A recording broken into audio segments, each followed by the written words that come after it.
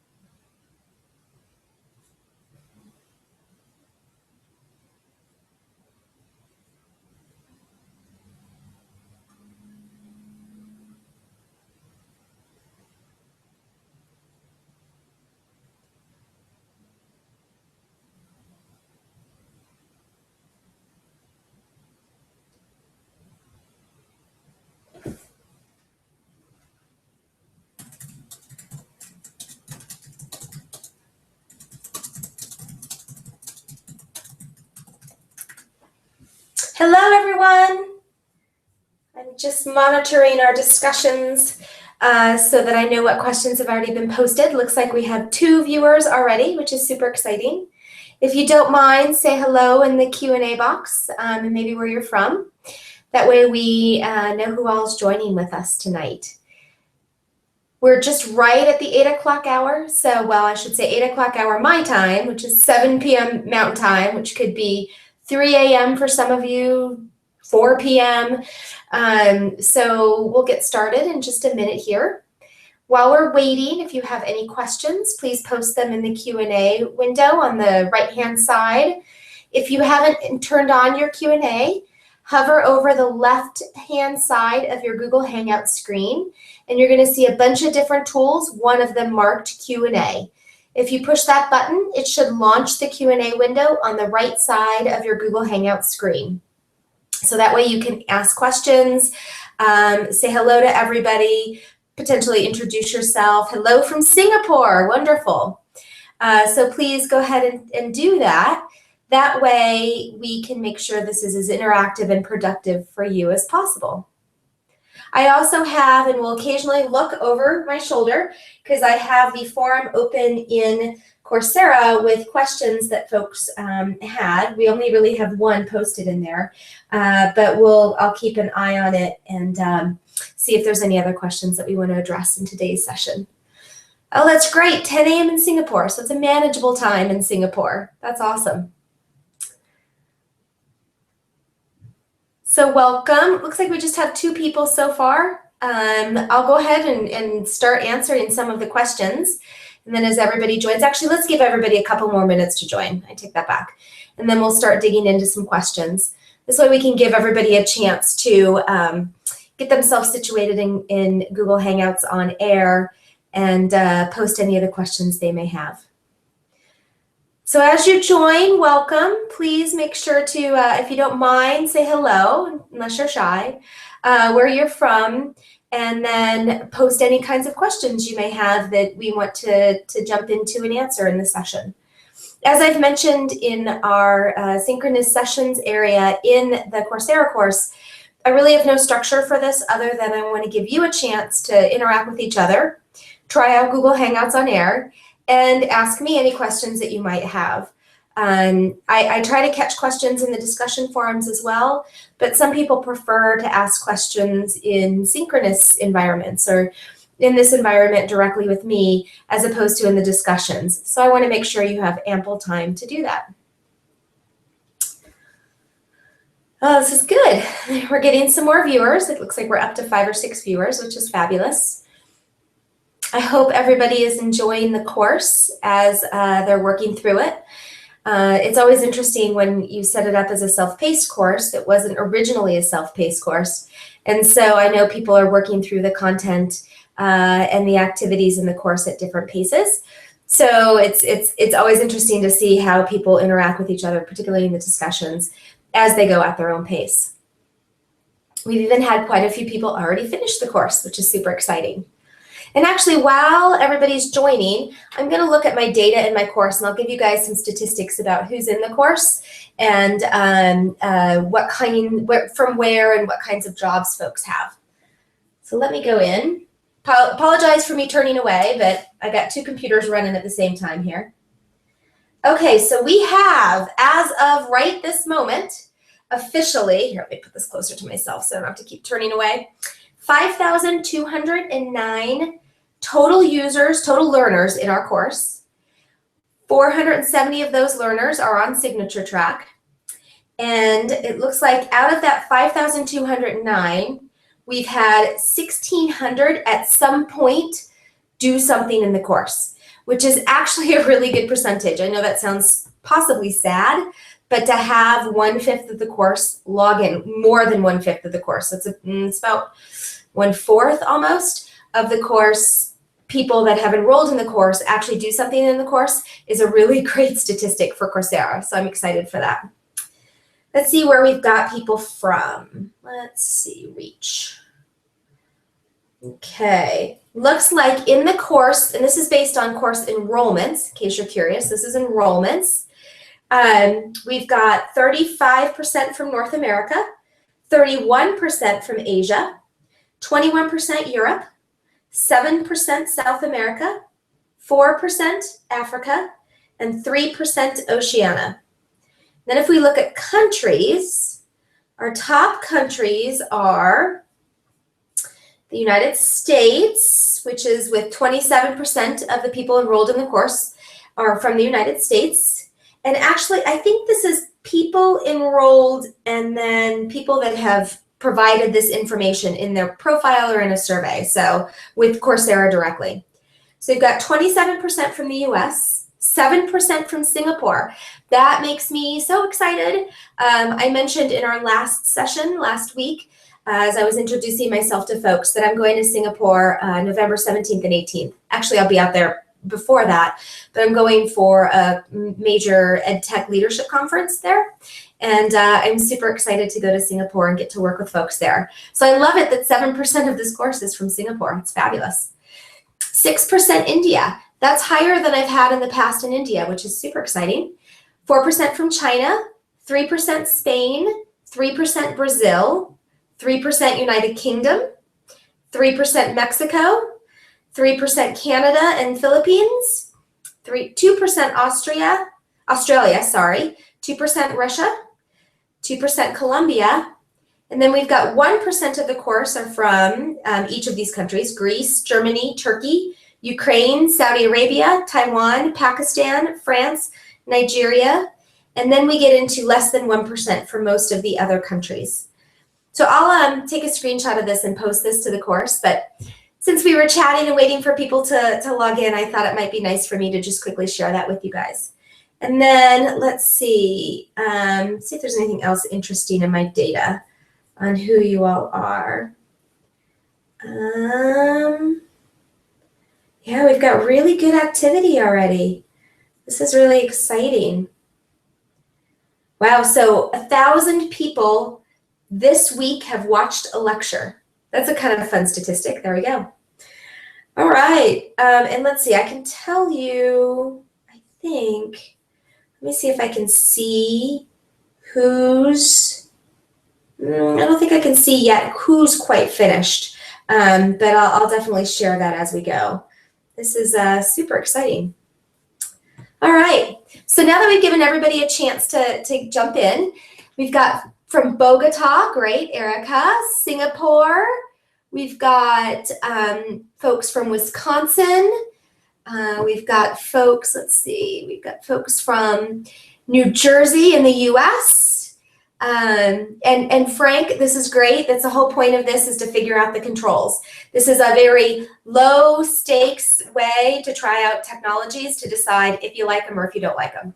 So, and I do a series of the Twitter chats and the Google Hangouts. That way you have time to learn them and then try them out once you've gotten a sense of how to use them, as opposed to just getting in there once and the whole time you spend just figuring out how to use it or what you like or don't like about it and don't really get a chance to experiment in broader ways. We've got somebody from New York. I used to live there. I love New York. So we've got quite a diverse crowd tonight. As you're joining, you'll see that we are using Google Hangouts on air instead of just normal Google Hangouts, because we are hovering around 20, 25, I think, viewers. And when you have that many people, it's really hard to have everybody on video and audio at the same time. So that's why I like to do it this way. You never know how many people are going to join. Last week we had 59 viewers at one point, so it was pretty exciting, but Google Hangouts definitely could not have handled 59 viewers. So what I'm going to do is I'm going to jump into some of your questions. I've got one question. Debbie posted one question in here, and then I've got one question in the Coursera chat. And then while I'm answering those questions, if you guys wouldn't mind posting any other questions, I would love to answer those. So the first question was, how do you keep students engaged whose families do not see the value of an education? I've dealt with a number of continuation students whose parents use education as a low priority in the family, or who see, education as a low priority in the family. These students are often not self-motivated. I completely agree. My husband taught a population of students that was very much that way. School became, and he would tell me stories about this, that students would be super engaged during the day in the class, luckily, or online during the day if they were taking online courses but had a school to go to. But if you asked them to do anything in the evenings or on weekends, they wouldn't do any of it because their family didn't value doing that kind of work or that sort of homework. And that becomes even more challenging with virtual education, because oftentimes students are doing virtual classes at different times than they would traditionally do classes. So it becomes hard if you don't have parents, guardians, family environments that really support doing that work, encourage that work and support that work. So what are some ways to help keep students engaged? I have a couple of suggestions, and this has actually come from some of my MOOC projects and experiments that I've done, but trying to bring in, it's going to sound crazy, pop culture or what's trendy or what's most immediately relevant to students in the types of learning activities you have them work on can really be helpful. So for example, I've seen some math teachers do analyses, math analysis and probability and some other types of math concepts using computer games.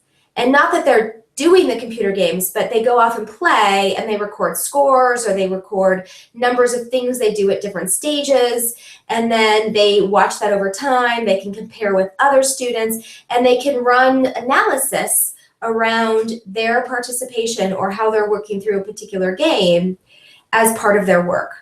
And so they're really excited about the game, and then they can use that experience in a real way. So that's one thing. I've seen some teachers do some really great things with bringing in television shows, movies, books that are current kinds of things that really appeal to students, and using them as ways to teach relevant concepts to their subject areas. And I know that it may not be directly aligned to the curriculum, like it may not be the books they have to read, or it may not be the movies they have to watch, or the understanding that they have to have. But if you use that as a way to grab them in the areas where you have some flexibility in your curriculum, that can be really compelling. Because then a student's watching a TV show or watching a movie or reading a book that they might already do on those weird hours when their parents aren't supporting them in their learning. And then you can use those, like I said, to empower them or engage them. So that's another thing that we've seen that's really, really effective. The final thing that can be really challenging is how do you help those students that have to go work after school or have significant family commitments that it really gives them only very specific time where they can dedicate to learning. And if they're at a distance, that becomes even more challenging. So things that I recommend are creating very structured projects that can be done in very explicit set amounts of time, and setting them almost up like synchronous activities. Like, okay, here's a full calendar, and on Thursday from 2 to 3, we're all doing this project. Even though we're all doing them separate, you are working on this project. Like, give them a very discrete calendar, one that they can plan around, or give them like 3 different options of a calendar, depending on what their other responsibilities are. If they have to babysit their siblings, if they have to work, have rotating kind of calendars that they can choose from, but with real discrete times, so that they don't have to learn how to plan the times themselves, but that they're told the times that they can plan, and they can use those calendars as a base for how to make sure that they spend the time they need to spend on things virtually. So those are some suggestions. Those are all pretty much K-12 oriented. I know we have some teachers in here that teach higher education as well. You can take some of those ideas and sort of ramp them up to more of an adult audience. But for K-12, those are some good examples of how to keep people engaged at a distance when they don't have the support structure around them. The final thing I'll say is online environments are fabulous for mentoring. So wherever you can pair up students and get students to work with other students, that also, peer is a great motivator. Peer interaction, peer support, peer feedback, peer, I'm going to call it review, but sort of peer impressions of you. That can be really powerful. So wherever you can bring in mentoring or group projects or things like that, where it's often in just like a one-to-one setting, that can also help motivate and push students along. Okay, so next question, Darlene asks, what is a technology that can be used effectively to teach history and political science? So those are the 2 fields that I taught high school before technology was ever even very relevant in teaching, definitely online teaching, but I love them. And so, I think in those subject areas, history and political science in particular, it's not so much which technology you use, it's where do you get your content, and then how do you bring that content together in a central place. So this is where I would definitely encourage you using either an LMS or something like Google Classroom, WordPress, something to aggregate the content and create a really interesting organization of that content so that students can understand why you may be working through things. And maybe it's not time, maybe it's theme in history or political science. Maybe it's you use current events to then connect back to previous historical events that are very similar or very different than those current events.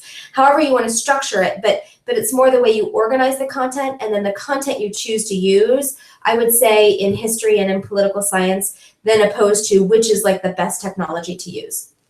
That said, there's really, really great video content out there for history and political science. There's great current event content. I forget the name of it, but there's a free program out there that lets you make newspapers. And I'll look it up and I'll post it in our live Google Forms chat area in the course. But there's a really great one that allows you to create newspapers, and you can kind of do it at the different eras. And that can be a really compelling tool to bring in current events or past events and help students reflect on those events. And so that's one example of maybe a technology you might want to implement. The other thing is, because in political science and history, there's so much going on around us, using social technologies can be really powerful because then students could constantly be observing what's going around and reflecting on that. So whether it's blogs, whether it's you're allowed to use a Facebook or a Twitter, or whether it's even ways for them to reflect through Instagram, that would be a really cool one through Instagram. Pictures that reflect various times in history or go with your theme that you might be talking about. So all of those are good options as well. Okay, Stephanie asks, she teaches in a gifted program where some of her students are familiar with technology and some even program in multi-languages, which is awesome, where others are not as comfortable with tech. How can I balance the tech use for both kinds of students?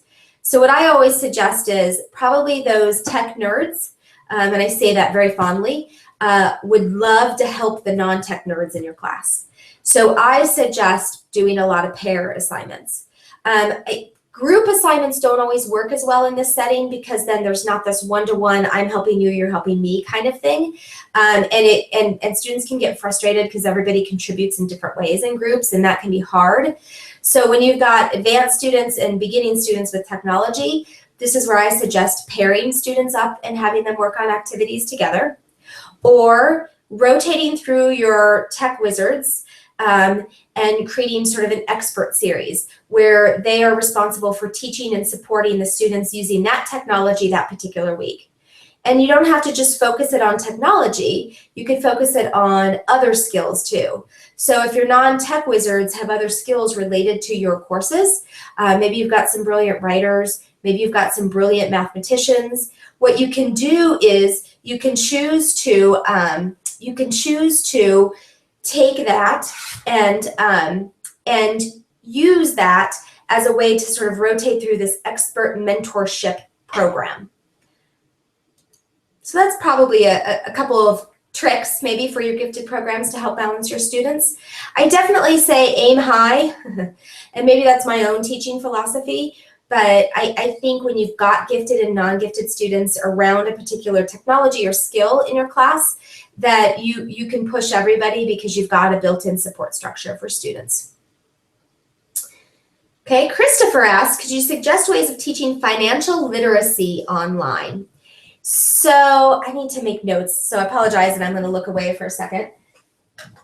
But there are some really great programs that banks have offered that are free, that they aim at varying ages of students that help do this. So I will make sure to post a couple of those in our forums. But there are some really great games and programs that you can do to use to teach financial literacy that are free, that often don't require an account, so they don't have to have like an email. They can set up an account without an email. There's one that's, oh my gosh, I can picture it because I had a company demonstrate it to me. It was really cool. And their value is they want to get people understanding the value of financial literacy. That's important to them. So there's really no catch to them producing this content. It was called something Piggy, and it was aimed at like kindergarten through 4th grade. You could do varying levels of it, and it was super cool, and it was totally focused on financial literacy. So I will make a notes. I just need to go and do a little quick search. I'll recognize the ones that I've seen people use before and post those in the discussion forums. But I think those kinds of things, using simulations and hands-on activities like that, are really powerful for financial literacy. Okay. So Frank asked, do you suggest for buy-in for students in a flipped course that, whoops, I lost my, there we go, in a flipped course that do not like online education? So I think figuring out what about online education they don't like will be really helpful. So I'm thinking, and I think, Frank, you have older students, as I remember. So I'm thinking, though, if part of what they don't like is they have to be self-motivated or self-regulated, which is what happens for a lot of students, finding ways to help them set control around how they interact. So being as explicit as possible with examples of work, timing, staging things, chunking things small, helping them set pace without having to them set pace themselves. They go into an online course and they see all of this stuff they have to do and everything looks big, they get crazy overwhelmed. And so helping them understand it's actually a bunch of small pieces added together will help with the students that don't like online education because of that self-motivating, I don't even know where to start, I'm overwhelmed, this all looks boring kind of approach that some of them will have. So that's one technique. If your students don't like it because they don't feel like they can interact or get to know one another, then build in synchronous activities. and rotate and encourage students to ask questions. Call on people. Don't put them on the spot necessarily so they're always scared, but call on people in safe ways so that you get people to participate. Allow people to have personality.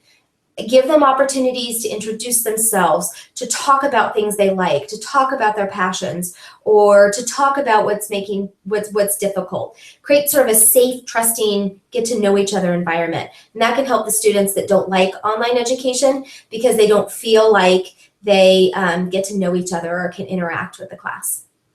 The final group of students that don't like online education, from my experience, often don't like it because they don't feel like they get enough interaction with the instructor. I kind of chuckle about that because if the instructor's in the room lecturing, you're really not getting much interaction with them either. But there's this desire to be able to get to the instructor or feel like you're not just one of many faces. So as an instructor, rather than spending time, this is going to sound crazy, creating tons of content and having all this content, constantly focusing on new and cutting edge and really exciting content for students, you may want to take a hit on that a little bit and find good content that teaches the points, but then you spend your time instead doing a lot of coaching, working with students, providing them feedback, and setting schedules for yourself in such a way to do that. And that can help. So, everything's a give and take, right? So in my course, there's content. Do I have the best Coursera videos? Certainly not. And do I have the most robust resource lists? Certainly not. But what I do like to spend a lot of time on, and you can tell in here, not all Coursera teachers do this, I like live sessions and synchronous opportunities and experimenting with technology, and then really encouraging students to chat with one another in discussions, and then reading those discussions and being able to reflect on those in here and after class. Because I think there are students that like that personal touch, and that if you can build that in and pace yourself and time yourself so that you have time to do that, that can be really powerful. So those are some suggestions, Frank. Hopefully some of those will help. Let's see, let me scroll. So Amanda asks, I'm very new at creating videos to post on YouTube, but I want to do that to augment my teaching. What is good first method for making an instructional video? So Amanda, if you haven't seen my little brief 2-minute wrap up from last week, go take a look at it, because I literally sat outside. I have a MacBook, I have an Air, and I used Photo Booth. So I did that on purpose. I didn't even use a technology you have to buy in order to record that video. So it's not a great video, right? It's not beautiful, but I sat outside. I talked about what I wanted to talk about. You got a sense of my backyard, my presence, and I think it actually can express the ideas that you want to express. So you can do something as simple as just use a webcam and a good mic and record your videos. You can take it a step further and use something like Camtasia. There's free trials for Camtasia, C-A-M-T-A-S-I-A, and it'll allow you to not only record videos and you can edit them, it's real simple and easy, but you can also bring in PowerPoints and you can start to get more advanced. So I suggest using any of those, or have somebody record you using their iPhone or their Android device. It can be super simple. The most important thing I think to focus on whenever you're doing videos is keeping the message short and sweet, chunking the ideas, and talking from the heart, and being very explicit about what you're trying to share through those videos. The flashier you try to get, the more vague you are about your ideas, or the broad, you want to set the stage and then you want to spend a lot of time summarizing, the key points can get lost in that. So the organization of your thoughts and how you present those can far outweigh how, flashy your videos are. So those are some suggestions for just getting started in a very easy, simple way. Okay, we're cruising through these questions. This is awesome. You guys are asking great questions. So Frank mentions again, we do have a weekly campus meeting for 5 hours. Flipped part is presently just video lecture, but I'm going to build in discussion on Edmodo in the next course. Brilliant. So I firmly believe, and I've said this in my courses, that Any single use of one technology only is a bad use of it. So if all you do is video for 5 hours, or all you do is lecture, or all you do is have people read, anything that doesn't have variety and you just do it over and over and over again is going to downplay the value of that technology. You lose its appeal. So you've got to add some flavor in. Now you don't have to do 10 different things, but video just in combination with discussions can be super powerful and can really help break up that experience and give people reflection points before, after, in the middle of what they're learning. So great idea, I love it. What technology to use for teaching an abstract concept? Oh, that's a good one. So, and that's from Rose. That's a really, really good one. Rose, it depends on what kind of abstract concept. So there's a lot of technology tools out there that let you do like mind mapping. So I think it's mind maps actually is the tool, or brain mapping or visualization mapping tools, where you can take a central concept and then map out from it. And a lot of those are collaborative.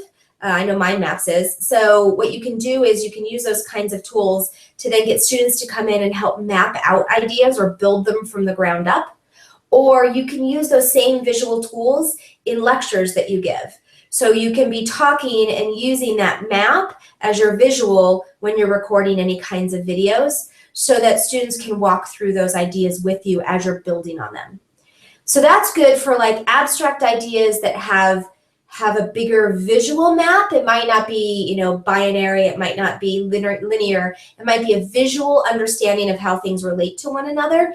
That can be really powerful from an abstract concept. And I'm making a note to make sure to post up in the forums some of the mind mapping technology out there. So that's one way to do an abstract concept. Another one is to find a concept grounded in reality to use as your either metaphor or example of that abstract concept. So if gravity, and it's not, but let's say gravity were an abstract concept, you know, can I drop, you know, the famous dropping of the apple? Or what kinds of, you know, dropping of an egg? Or what kinds of things can you have students do very tactically that help them then apply what happens in real life to that abstract concept? And then you can even have students video themselves, right? So you're in a protected class, this isn't going out to the public. You could have everybody, you could teach an abstract concept and then say, okay, here's 10 different ways that you can experiment with this concept in the real world, and then have them go do that and record themselves to share with one another their experiences and their findings in applying that abstract concept. Just some ideas. Okay. What do you think the best ways are to use blogs or wikis? What suggestions would you give? Great, thank you, Stephanie. So blogs and wikis. Wikis are great for collaboration that doesn't have to be perfect writing. So I suggest using wikis for group projects throughout the duration of group projects, so you can watch a group project evolve, and then you know explicitly who's contributed to the group project in what way. Wikis are also great for creating annotated resource lists, for creating or showing collections of things over an ongoing period of time. So I wouldn't use, wikis are hard to use synchronously unless you're really, really explicit. And that's more like a Google Doc than it would be a true wiki, unless you're really explicit about what you're trying to accomplish in that period of time. I think wikis are great ways to have things that build over the duration of a course. I love blogs as a journaling tool, which seems, you know, obvious. But if you want to have students reflecting on the concept in your course as they're impacting their lives, that's a great way to use a blog, or even reflecting on their role as a learner in your course, which, as we know, is really powerful for students to be understanding how they learn, not just what they're learning in their courses. So that could be a really good use of a blog. Blogs are also great for writing. Set up examples and have students practice formal writing. It can be a fabulous way to use blogs, or to get students to provide a lot of feedback back and forth. So wiki is like, let's all jump in the pool and swim together. Blogs are like, hey partner, or hey class, I'm gonna let one person swim and the rest of us are gonna give that person feedback, and then the next person goes in and swims. So it's also what kinds of feedback and what kinds of student interactions will dictate which is better. Okay, I'm cruising through these questions. And just so you know, we'll go until what's my time, 8:45, what's Pacific time, 7:45. So we have about 12 more minutes. And then I want to respect everybody's time because I do set the expectation that this is 30 to 45 minutes. I don't want to go too long on that. So we'll keep answering questions. So Chan asks, in my course, students are expected to gather data at site for environmental impact assessments. May I know if there are user-friendly tools for such purposes? So I believe there are some apps out there for mobile devices that do this. I just need to look them up. So environmental labs, because I know of teachers that are doing this where they have students take a mobile device out into the field with them and they're tracking their data in that mobile device. You could certainly do it just through Google Docs or Google Forms. If you created a form and then told all of the students to go make a, to either fill out that form, or if you created a doc and then that's form-like, and then students just make a copy of that they fill out, you can use Google Docs both on laptops and mobile devices, and that's like a super low bandwidth way to collect that data. Now, the cool thing about Google Forms, if you guys have never used Google Forms, is that it will then aggregate the data for you, and then you can analyze the data in whichever way you wish. So that might be a really interesting, just very simple way to have students go out and collect lab data. But I'll also look up, I know some teachers that do things, so I'll see if there's any particular lab tools that they're using. My guess is those tools align with particular publisher curriculum, so they may not be generic enough that you could apply anything to them, but I'll ask around and we'll add it to the forums. Okay, let's see. I'm just scrolling through them if you wonder what I'm doing. Kids, let's see. Ooh, Barry from Canada. Oh, I'm sorry that you had trouble with your firewalls.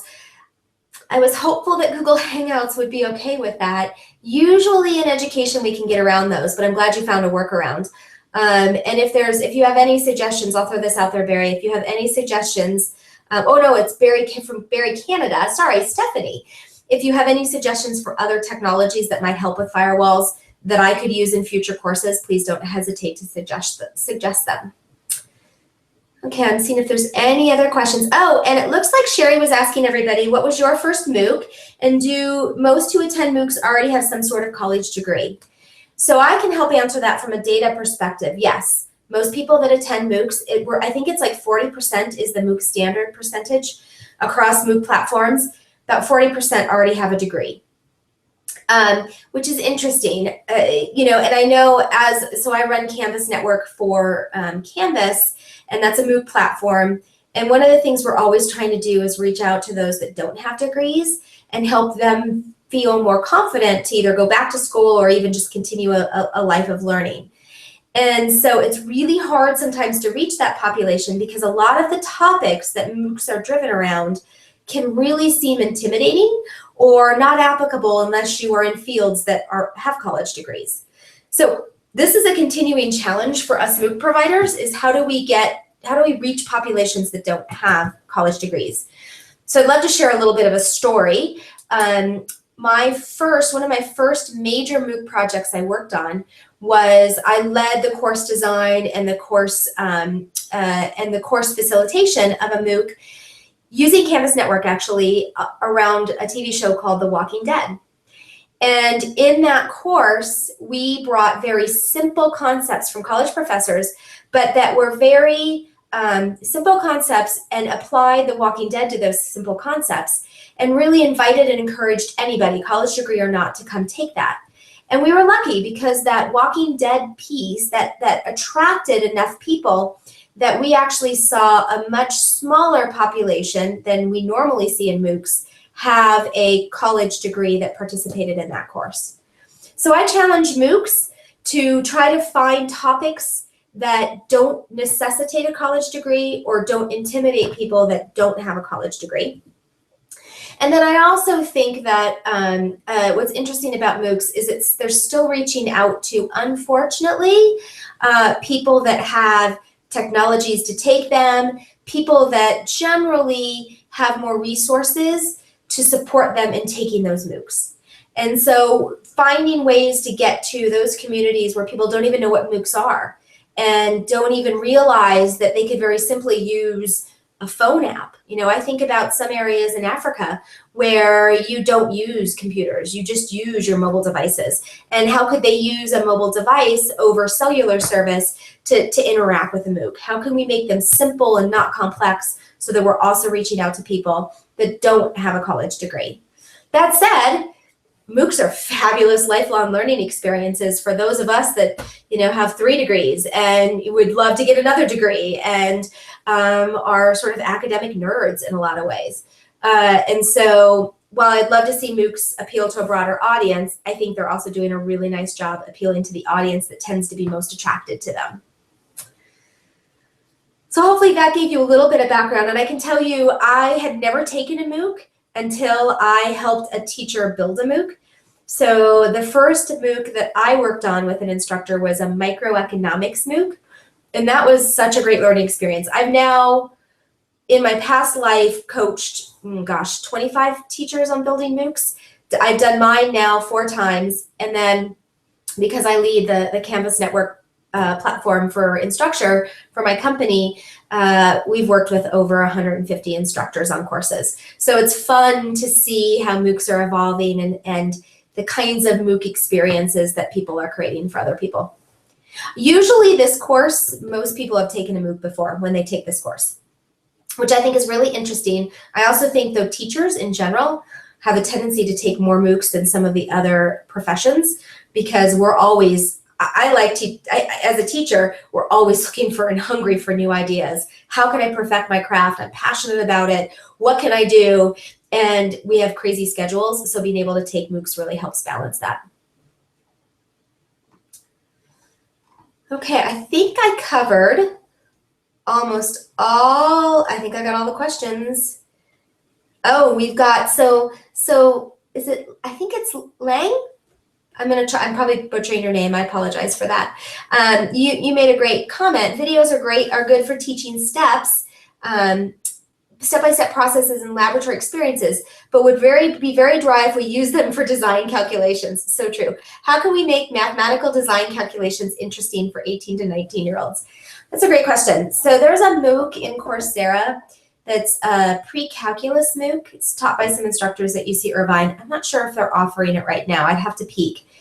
But what they did was they taught pre-calculus in a MOOC, right? Talk about dry concepts. At least, I'm sorry, I'm sure there's many math teachers out there that love math, but it's kind of a dry thing to teach over video.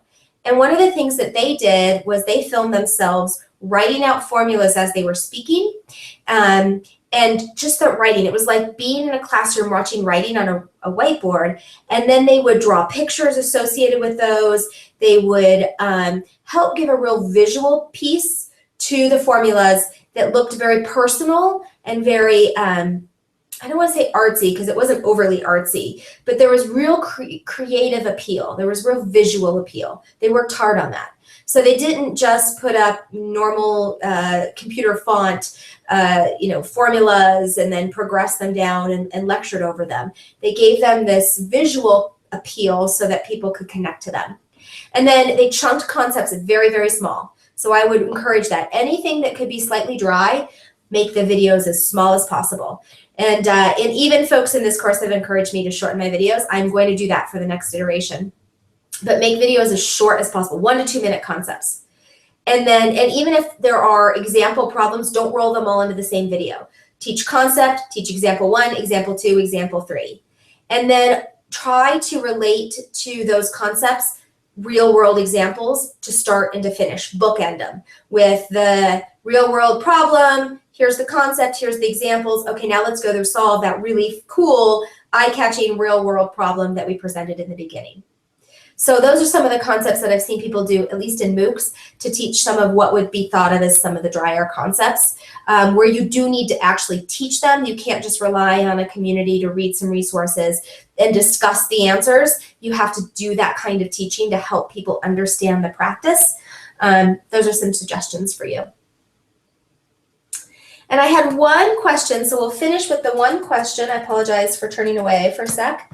We had one question in the Coursera forums that I want to make sure that I answer related to or queued up in our Google Hangouts area. So I'm going into the discussion forums and I'm going to pull up my one question. So in the forums, an anonymous poster posted, do schools that are virtual hire teachers for content knowledge and then train them in the particular LMS? How does one move into a blended or virtual environment with a bricks and mortar background?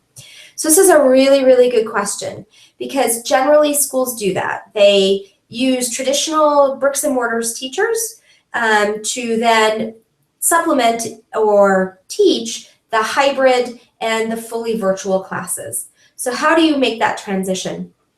I think there's 3 important pieces of how to coach traditional teachers and how to use technology that would be important in that transition.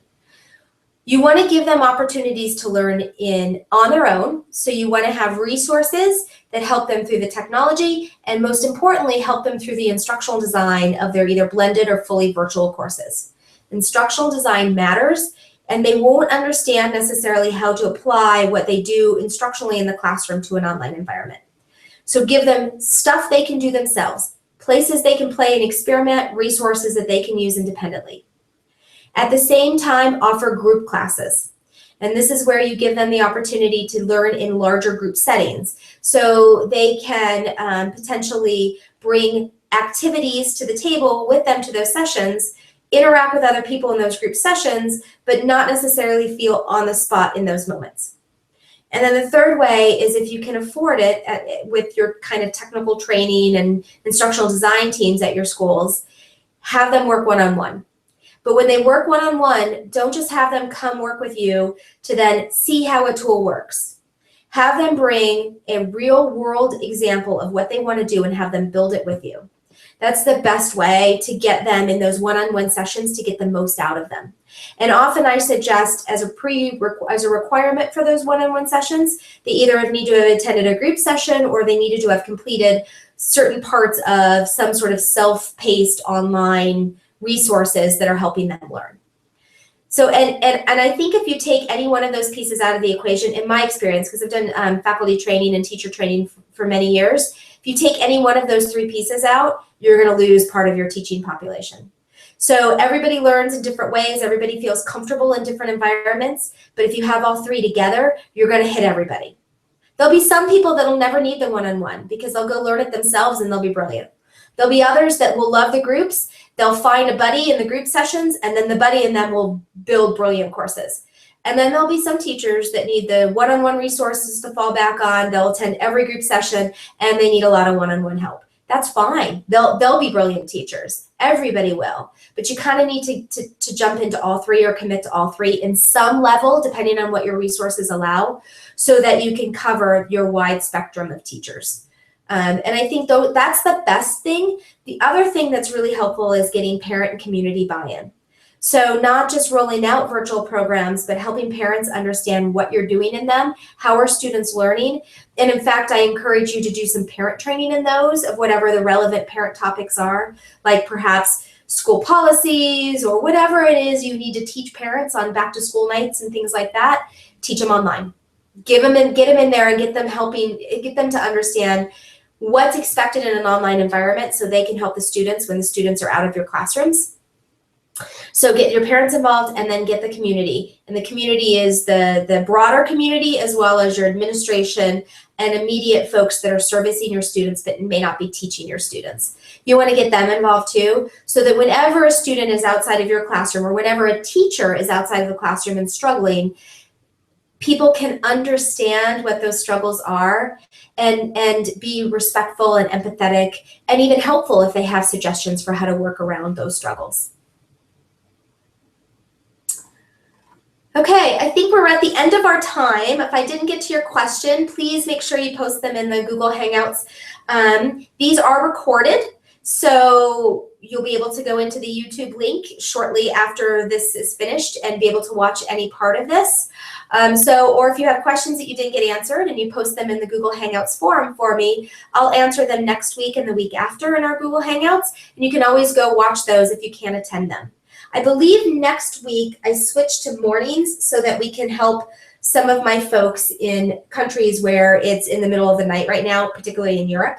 So next week, our live Twitter chat is on September 2nd at 7 a.m. That's a Wednesday. And our Google Hangouts on air is a Thursday, September 3rd at 7 a.m. Pacific time.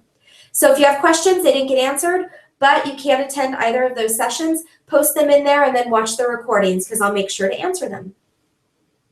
And with that, I'm just going to say good night to everybody. Have a really great evening. Thank you for the awesome questions. This makes these kinds of sessions, I think, really awesome.